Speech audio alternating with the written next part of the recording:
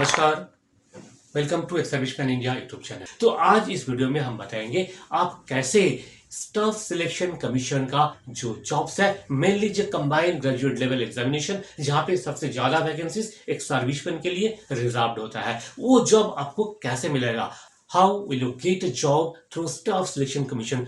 Today's session is dedicated to all the serving soldiers who are retiring within 2 years and who have already retired and preparing for combined graduate level examination conducted by Staff Selection Commission. Central government का सबसे ज़्यादा recruitment जिस exam का तहत होता है वो है, आप जानते हैं, स्टाफ सिलेक्शन कमीशन का combined graduate level examination. Yes दोस्तों, इसका नाम तो है कंबाइंड ग्रेजुएट लेवल एग्ज़ामिनेशन, पर इस एग्ज़ाम अपियर करने के लिए एक सर्विसमैन का जो क्वालिफिकेशन है वो ग्रेजुएट अगर नहीं है तब भी आप अपियर कर सकते हैं। सो दोस्तों, देखते रहिए वीडियो को आगे तक। इस वीडियो में आपको कंप्लीट डिटेल्स मिलेगा, क्या क्वालिफिकेशन है, क्या एज है, कौन कौन सा पेपर्स आपको अपियर करना पड़ेगा और सिलेक्शन प्रोसीजर कितना है, सिलेक्शन प्रोसीजर क्या है और इसमें सैलरी कितना मिलता है। ये सारे डिटेल्स आपको इस वीडियो में मिल जाएगा। पर मेन वीडियो में जाने से पहले आपसे रिक्वेस्ट है, अगर आपने इस चैनल को अभी तक सब्सक्राइब नहीं किया तो जरूर सब्सक्राइब करें, लाइक करें, शेयर करें। सो दोस्तों, जैसे कि आप स्क्रीन पे देख सकते हैं कि staff selection commission combined graduate level exam 2020 के लिए जो जॉब नोटिफिकेशन पब्लिश किया, इसके अनुसार टोटल जो पोस्ट है वो 4 अलग अलग कैटेगरी का पोस्ट है। पे लेवल 7, पे लेवल 6, पे लेवल 5 एंड पे लेवल 4, ये चारों लेवल का पोस्ट है। Based on your qualification and merit position आपको ये पोस्ट मिलता है। इसके लिए जो क्वालिफिकेशन है ये ग्रेजुएट होना चाहिए अनरिजर्व्ड फ्रेशर के लिए, और एक सर्विसमैन जो मैट्रिकुलेट है और 15 इयर्स सर्विस करके रिटायर हुए हैं उनके लिए डिफेंस अथॉरिटी का द्वारा जो ग्रेजुएशन सर्टिफिकेट मिलता है वो वैलिड है। टोटल नंबर ऑफ वैकेंसीज देखिए, इस साल जो टेंटेटिव वैकेंसी है वो है 6506, जिसमें से ग्रुप बी के लिए 250, ग्रुप बी गेजेटेड के लिए 250, ग्रुप बी नॉन गेजेटेड के लिए 3513 और ग्रुप सी के लिए 2743। एक सर्विसमैन के लिए जो रिजर्वेशन रहता है वो ग्रुप सी पोस्ट के लिए, यानी कि income tax inspector, auditor, accountant, UDC, tax assistants, यही सब पोस्ट के लिए एक सर्विसमैन का वैकेंसीज इसमें मिलता है। और इसके लिए जो एज लिमिट होना चाहिए, जो अनरिजर्व्ड है उनके लिए 32 ईयर्स तक का है, 18 ईयर्स से लेकर के 32 ईयर्स। और सभी पोस्ट के लिए जो मैक्सिमम एज लिमिट एक नहीं है, ज़्यादातर 30 ईयर्स तक का मैक्सिमम एज लिमिट है। और एक सर्विसमैन के लिए जो एज लिमिट है वो है 30 ईयर्स प्लस आपने जितने साल सर्विस किया प्लस 3 ईयर्स, ये टोटल आपको एज रिलैक्सेशन मिलता है। और आप अगर सिलेक्ट होते हैं तो आपका posting all India transfer liability है, इसमें आपका होम टाउन में आपको पोस्टिंग मिलेगा, ये नहीं भी हो सकता है। इसकी जो पे एंड अलाउंसेस है वो पहले मैं बता चुका हूँ, पे लेवल 4 से लेकर के पे लेवल 8 तक का जो पोस्ट इसमें है। नेक्स्ट, आप अप्लाई कैसे करेंगे। देखिए, आपको अप्लाई करने के लिए जो स्क्रीन पे देख सकते हैं ssc.nic.in, इस वेबसाइट में जाके आपको अप्लाई करना है और इसका डायरेक्ट लिंक वीडियो का डिस्क्रिप्शन बॉक्स में है, वहाँ क्लिक करके आप डायरेक्ट अप्लाई कर सकते हैं। अप्लाई करने के लिए लास्ट डेट है 31 जनवरी 2021। और जो सिलेक्शन प्रोसीजर और आप कैसे इसका तैयारी करेंगे, ये सारे डिटेल्स आप आगे देखते रहिए। सो फ्रेंड्स, सबसे पहले हम देख लेंगे कंबाइंड ग्रेजुएट लेवल एग्जाम होता क्या चीज। देखिए, कंबाइंड ग्रेजुएट लेवल एग्जाम एक ऐसे ही प्लेटफॉर्म है जहां पे सेंट्रल गवर्नमेंट का, मिनिस्ट्रीज एंड डिपार्टमेंट का बहुत सारे ऑफिसेस है जहां पे जो कंबाइंड मैन पावर का रिक्रूटमेंट होता है, जो कि ग्रेजुएट लेवल का पोस्ट होता है। इसमें कुल जो है 5 कैटेगरीज का पोस्ट होते हैं। सबसे पहले जो पोस्ट है वो है assistant accounts officer and assistant audit officer, जो कि एक सर्विसमैन के लिए बहुत ही लिमिटेड एप्लीकेबिलिटी है। ऐसा मैं क्यों बता रहा हूं, देखिए ये नहीं है कि आप क्वालिफिकेशन में आपको नहीं होगा। क्वालिफिकेशन के लिए जो रिस्ट्रिक्शन है वो तो छोड़ दीजिए। आप में से ज्यादातर लोग ग्रेजुएट हैं, तभी आप ये वीडियो देख रहे हैं। तो आप ग्रेजुएट है, नहीं भी है, तब भी आप सीजीएल अपियर कर सकते हैं। पर ये डब्ल्यू एग्जाम के लिए आपको ग्रेजुएट होना जरूरी है। Number 1, criteria number 1। Criteria number 2, इसके लिए आपको एज रिलैक्सेशन केवल मात्र 5 इयर्स का मिलता है। और 5 इयर्स एज रिलैक्सेशन मिलने के बाद आपका मैक्सिमम जो एज होगा वो 35 इयर्स। और 35 इयर्स से पहले बहुत कम लोग रिटायर करते हैं पोस्ट से। कुछ लकी फेलो होंगे जो 35 इयर्स से पहले रिटायर कर रहे हैं, उनके लिए तो एप्लीकेबल है। इसलिए मैं ये नहीं बोलूंगा कि बिल्कुल ही एप्लीकेबल नहीं है। एप्लीकेबिलिटी लिमिटेड है, इसलिए इस बारे में ज्यादा बात नहीं करेंगे। नेक्स्ट जो आता है वो है ग्रुप बी का जो पोस्ट है, दिस इज फॉर पे लेवल 7। ये पे लेवल 7 क्या होता है? ये पे लेवल 7 वो है जहां पे आपका बेसिक पे होगा 44,900। केवल मात्र एक ही पोस्ट है जहां एक सर्विसमैन के लिए वैकेंसी रिजर्व रहता है, और वो है क्या? Income tax inspector. क्योंकि ये जो पोस्ट है ये ग्रुप सी पोस्ट है। बाकी सारे जितने पोस्ट है इस कैटेगरी में वो सभी ग्रुप बी का पोस्ट है। तो ग्रुप बी पोस्ट के लिए एक सर्विसमैन का कोई रिजर्वेशन अब तक सेंट्रल गवर्नमेंट में नहीं है। तो इस पोस्ट के लिए टोटल इस साल का जो वैकेंसीज है वो भी आपको बता देते हैं। इनकम टैक्स इंस्पेक्टर का जो 2019 सीजीएल का टोटल वैकेंसीज का 16 वैकेंसीज टोटल है, जिसका रिक्रूटमेंट प्रोसेस अभी भी चल रहा है। तो ये एक पोस्ट गया। नेक्स्ट जो पोस्ट आता है वो है group C, auditor, accountant, UDC, ये सभी पोस्ट के लिए तो इनकम टैक्स इंस्पेक्टर और ये सारे जितने भी वैकेंसीज है, जो कि आपका मेन जो वैकेंसीज रहता है वो है सीबीडीटी यानी इनकम टैक्स में जो टैक्स असिस्टेंट का पोस्ट है उसमें काफी वैकेंसीज है। और जो है auditor and accountant in CGA, CAG, defence account, postal accounts और जो ऑर्गेनाइज्ड अकाउंट्स है उसमें कुछ पोस्ट है, और कुल मिला के 387 पोस्ट है। तो आप समझ सकते हैं लगभग ऐसे ही वैकेंसीज हर साल आपको मिलेगा। तो इतने पोस्ट के लिए आपको compete करना है, और ये पोस्ट के लिए जब आप compete करेंगे तो आपको अच्छे से प्रिपरेशन लेने होंगे। तो अब बात करते हैं प्रिपरेशन का।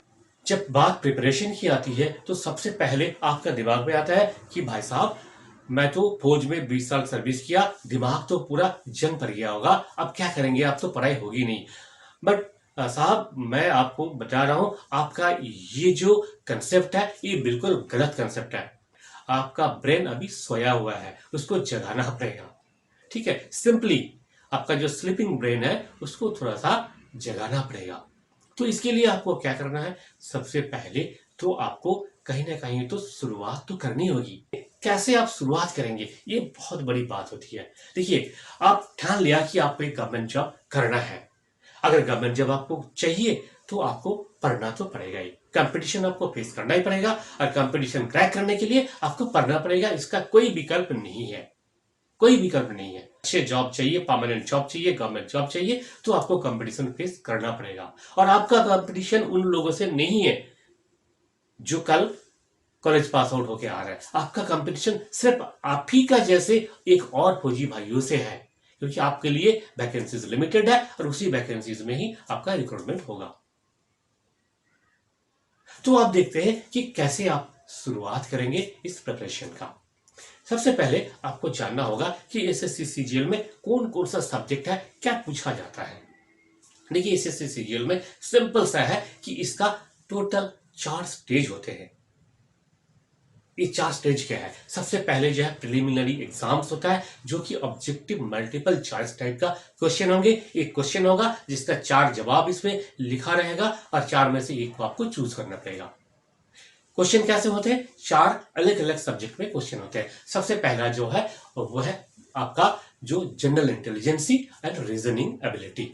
इसमें आपसे पूछा जाता है, इसमें जो आपका आईक्यू कितना है वो टेस्ट किया जाता है, आपका रीजनिंग एबिलिटी क्या है, आप चीजों को किस ढंग से देखते हैं, किस ढंग से आप चीजों को विचार कर पाते हैं।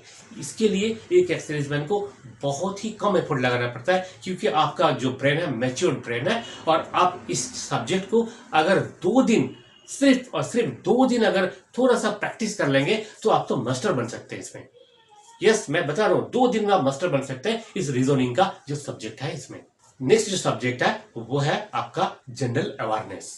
आप रोज पेपर पढ़ते हैं, टीवी देखते हैं, और कम से कम 10th तक का जो पढ़ाई आपने किया वो सारी चीजें कुछ ना कुछ तो आपको याद होगा। बच्चों को पढ़ाते हैं, इसमें से जो एवरीडे का जो ऑब्जर्वेशन होता है, एवरीडे साइंस होता है, जनरल हिस्ट्री होता है, ये सारी चीजें इसमें आती है। इसके लिए बहुत अच्छा सा बुक्स है बाजार में। मैं आपको बाद में इस सभी बुक्स का जो लिस्ट दे दूंगा, इस वीडियो का डिस्क्रिप्शन बॉक्स में भी सारे बुक्स का लिस्ट है, और मेरा एक जो वेबसाइट है उसमें भी आपको सभी बुक्स का लिस्ट मिल जाएगा। नेक्स्ट जो सब्जेक्ट है वो है मैथमेटिक्स। इससे बहुत लोग डरते हैं कि मैथमेटिक्स तो हमने कितने सालों पहले छोड़ दिया, 20 साल से मैथमेटिक्स का एम नहीं देखा, अब कैसे करेंगे। गलत है। आप मैथमेटिक्स हर वक्त करते हैं। आप बाजार में जाते हैं, 100 रुपए का नोट देते हैं, 40 रुपए का आपने सामान खरीदा, कितना पैसा और रिफंड लिया आप चेक करके लेते हैं। यहाँ मैथमेटिक्स आपको लगाना पड़ता है दोस्त। आपको जिंदगी का हर पल हर जगह में आप मैथमेटिक्स लगाते हैं। आपका डीए परसेंटेज कितना है, आप अपना पे स्लिप चेक करते हैं, आपका ईपी फंड में कितना आपको इंटरेस्ट मिला है आप देखते हैं। तो मैथमेटिक्स यही है और कुछ नहीं है। और आपका ब्रेन इतना मैच्योर्ड है, इसमें जो अरिथमेटिक पोर्शन है आप तो यूं ही सर्व कर लेंगे। बात सिर्फ है कि इसमें क्वेश्चन क्या पूछा जाता है और कैसे आंसर देना है, ये चीज आपको देखते रहिए। बिल्कुल डिटेल में बताएंगे कैसे इसका प्रिपरेशन करना है। पहले ये बता देते हैं क्या क्या पूछा जाता है, फिर बताएंगे कैसे इसके लिए प्रिपरेशन लिया जाता है। तो अब है मैथमेटिक्स का पोर्शन। उम्मीद है कि मैथमेटिक्स का पोर्शन जो है वो अब जब मैं प्रिपरेशन का स्ट्रेटेजी बताऊंगा उसके बाद बिल्कुल आपको आसान लगेगा। नेक्स्ट जो है जनरल इंग्लिश। जनरल इंग्लिश एक फौजी जितने जानते हैं, कोई मैट्रिक पास भी होगा, एक फौज से रिटायर होने के बाद वो जितना इंग्लिश जानते हैं, जो इंग्लिश ऑनर्स किया हुआ है, इंग्लिश से एमए किया है, वो भी इतना नहीं जानते। मैं आपको हकीकत बता रहा हूं। आप जितना इंग्लिश जानते हैं उतना वो नहीं जानते हैं। तो वो अगर क्रैक कर पाते हैं, आप क्यों नहीं। आप बहुत इंग्लिश जानते हैं, आप सफिशिएंट इंग्लिश जानते हैं। सिर्फ और सिर्फ ये जरूरत है पुलिसिंग का। थोड़ा सा आपका जो इंग्लिश नॉलेज है उसको थोड़ा सा पुलिस कर लेंगे, ग्रामर पोर्शन थोड़ा सा देख लेंगे, तो आप आसान से, बिल्कुल आसानी से इसको आप क्रैक कर लेंगे। मैं बता रहा हूं आप क्रैक कर लेंगे, कोई परेशानी की बात नहीं है इसमें। तो चारों सब्जेक्ट आप जान गए। ये था प्रीलिम्स का। नेक्स्ट है मेंस का। प्रीलिम्स का जो इस साल का जो 2019 सीजीएल का कट ऑफ था 200 में से 89.29। समझ सकते हैं काफी जो है टफ कंपटीशन है। 2012 का कट ऑफ था 25। आज 8 साल में ये कट ऑफ कहां से कहां पहुंच गया देख लीजिए। धीरे धीरे कट ऑफ बढ़ते जा रहे हैं, कंपटीशन बढ़ते जा रहे हैं। तो आपका जो कोशिश होगा कि आपको जो है जो आंसर करना है और ज्यादा आंसर करना है, ज्यादा स्कोर करना है, तभी आप कंपटीशन में टिक पाओगे। टायर 2 में अगर आप टायर 1 में जो कट ऑफ क्लियर कर दिया तो आप टायर 2 में बैठ सकते हैं। टायर 2 में 2 पेपर होते हैं। उसमें फर्स्ट पेपर जो होता है वो है आपका मैथमेटिक्स का, जो कि क्वांटिटेटिव एप्टीट्यूड बोलते हैं। मैथमेटिक्स का टोटल आपका जो पेपर होंगे 100 मैथ्स आपको करना पड़ेगा और 200 मार्क्स होगा, यानी कि एक मैथ का 2 मार्क्स होगा। मैं जितने भी एग्जाम्स का बात की ये सभी ऑनलाइन एग्जाम्स है और मल्टीपल ऑब्जेक्टिव टाइप का क्वेश्चन आएंगे। इसमें आपको मैथ करके दिखाना नहीं होगा। एक क्वेश्चन का 4 आंसर दिया जाएगा, जो आंसर सही लगेगा आप टिक कर दीजिए, बस हो गया काम खत्म। तो मैथमेटिक्स का ये था। दूसरा इंग्लिश का है, 200 क्वेश्चन रहेंगे और 200 मार्क्स, हर क्वेश्चन का 1 मार्क्स, टोटल 400 मार्क्स का आपका क्वेश्चन रहेगा सीजीएल टायर 2 में। अब सीजीएल टायर 1 एंड टायर 2 ये दोनों का टोटल जितना होगा, इसके ऊपर जो कट ऑफ बनेगा, एक सर्टेन कट ऑफ अगर आप क्लियर करते हैं तो आपको टायर 3 में लिया जाएगा। टायर 3 क्या है? डिस्क्रिप्टिव है, जहां पर आपको लेटर लिखना है, प्रेसी लिखना है, रिपोर्ट लिखना है, इस टाइप का क्वेश्चन आएगा, 100 मार्क्स का, 1 घंटे का समय है, ये क्वालिफाइंग नेचर का है। और आप ये सारे अगर क्लियर कर लिए तो फिर आपका होगा डॉक्यूमेंट वेरिफिकेशन। डॉक्यूमेंट वेरिफिकेशन आपका सही हो गया, फिर आपका नेक्स्ट जो है आपका टाइपिंग टेस्ट, कंप्यूटर टेस्ट। ये कंप्यूटर टेस्ट सबके लिए कंपलसरी नहीं है। अगर आप टैक्स असिस्टेंट के लिए, यूडीसी के लिए आप टिक किया तो भी तभी आपको ये कंप्यूटर का जो टेस्ट है वो आपको देना है, अदरवाइज कंप्यूटर टेस्ट क्वालिफाई करना जरूरी नहीं है, वो भी क्वालिफाइंग नेचर का होता ही है। तो आपको ये पता चल गया कि क्या क्या पूछा जाता है, क्या क्या स्टेजेस है। अब बताएंगे जो मेन चीज आपने देखा कि इसमें टोटल 4 सब्जेक्ट होते हैं, reasoning, maths, English and GK. ये 4 सब्जेक्ट का तैयारी आप कैसे करेंगे, कौन सा किताब पढ़ेंगे, क्या पढ़ेंगे और कैसे तैयारी करेंगे। तो सबसे पहले ले लेते हैं इंग्लिश। देखिए इंग्लिश का जो नॉलेज आपके पास है उसको थोड़ा सा पॉलिश करना है, तो आपको 2 किताब मैं आपको सजेस्ट करूंगा। फर्स्ट जो किताब है एसपी बख्शी का objective general English. SP Bakshi का है ऑब्जेक्टिव जनरल इंग्लिश। ये किताब का जो सारे लिस्ट है डिस्क्रिप्शन बॉक्स में दिया हुआ है, उसमें क्लिक करके डायरेक्ट आप खरीद सकते हैं। आपको ऑनलाइन मिल जाएगा, घर पे आपको किताब मिल जाएगा, या फिर आपका अपना पास का जो स्टोर है वहां से भी आप कहीं किसी भी स्टोर से भी आप जाके आप खरीद सकते हैं। लिस्ट सब दिया हुआ वीडियो का डिस्क्रिप्शन बॉक्स में। तो एक सबसे तो ये जो है एक किताब हो गया। एक जो इंग्लिश का जो ये बुक हो गया एसपी बख्शी का। दूसरा इंग्लिश का जो बुक, दूसरा जो इंग्लिश लैंग्वेज का जो बुक है वो है किरण का एसएससी इंग्लिश लैंग्वेज। इसमें क्या होगा, चैप्टर वाइज सॉल्व पेपर दिया होगा पिछले सालों का, पिछले 20 सालों में क्या क्या पूछा गया, कैसे क्वेश्चन पूछा गया। देखिए क्वेश्चन पैटर्न को जानना बहुत जरूरी होता है। आप जानते हुए भी आंसर नहीं कर पाएंगे अगर आप पहले से तैयार नहीं होंगे कि किस तरह का, किस टाइप का क्वेश्चन यहां पूछा जाता है। इसलिए क्वेश्चन पैटर्न को जानना बहुत जरूरी है। और ये बुक जो है मैं सजेस्ट किया, जैसे कि आप देख सकते हैं ये बुक बहुत ही जरूरी है। आपको एक जो है आइडिया लग जाएगा किस टाइप का क्वेश्चन आता है इसमें। तो ये था इंग्लिश का 2 मेन किताब। इसके अलावा इंग्लिश थोड़ा सा इंप्रूव करने के लिए आपको रोज जो है कम से कम रोज का जो न्यूज़पेपर है वो पढ़ना होगा। वो पढ़ने से आपको 2 फायदा है, एक तो आपका जो जीके बढ़ जाएगा, दूसरा आपका इंग्लिश जो रीडिंग स्किल है, कंप्रीहेंशन स्किल है वो बढ़ेगा। नेक्स्ट है मैथमेटिक्स। मैथमेटिक्स के लिए सबसे अच्छा होता है अगर आप क्लास 8, 9 और 10 ये तीनों क्लास का मैथ्स का जो बुक होता है, चाहे किसी भी लैंग्वेज में आप देख लिया, वो बुक्स एक बार सिलेबस अगर आप देख लेंगे, थोड़ा सा बच्चों को आप अगर पढ़ाते तो तब तो आपके लिए बहुत ही अच्छी बात है, एडेड एडवांटेज है।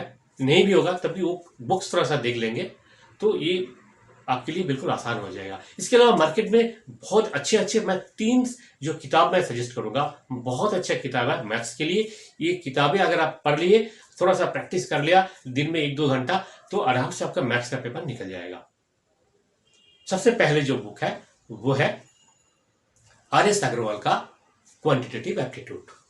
इसमें जो अरिथमेटिकल पोर्शन है वो तो ये अगर आप पूरा कर लेंगे तो मास्टर बन जाएंगे बिल्कुल। आर.एस. अग्रवाल का क्वांटिटेटिव एप्टीट्यूड, ये जो किताब आप देख सकते हैं ये एक बुक है। दूसरा जो बुक है क्लास नोट्स ऑफ मैथ्स, वो है राकेश यादव पब्लिशर का है, राकेश यादव का है ये बुक। ये आपको हैंड रिटन बुक है।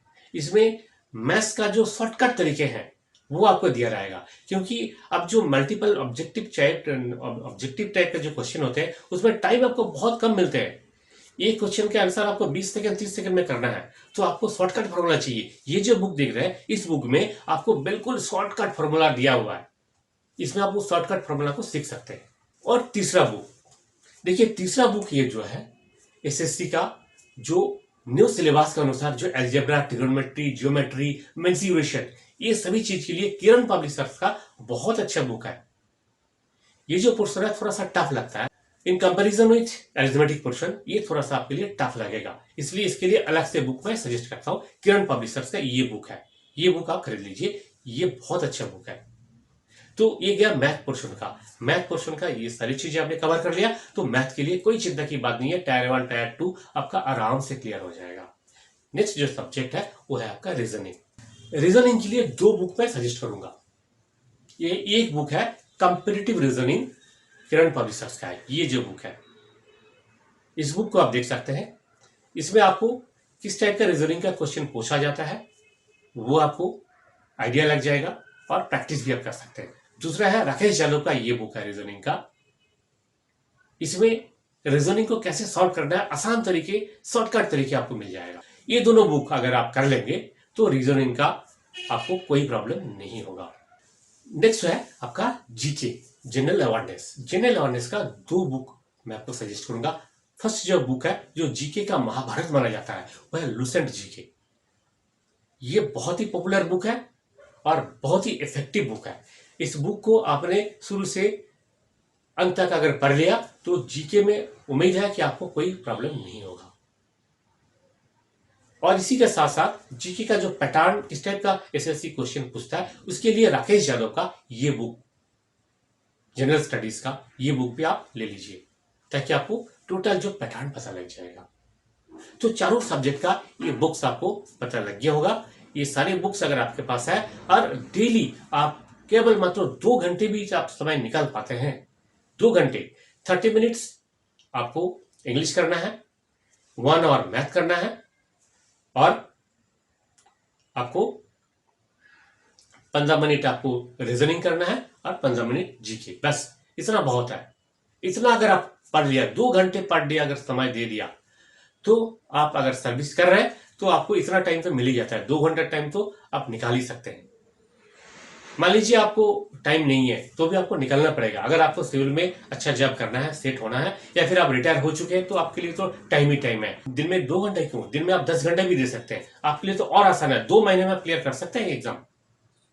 ठीक है, छुट्टी लेके घर जाते हैं, 2 महीने में आप कोशिश कीजिए, 2 महीने में आप ये सारे सिलेबस क्लियर कर सकते हैं क्योंकि आपका ब्रेन मैच्योर्ड है।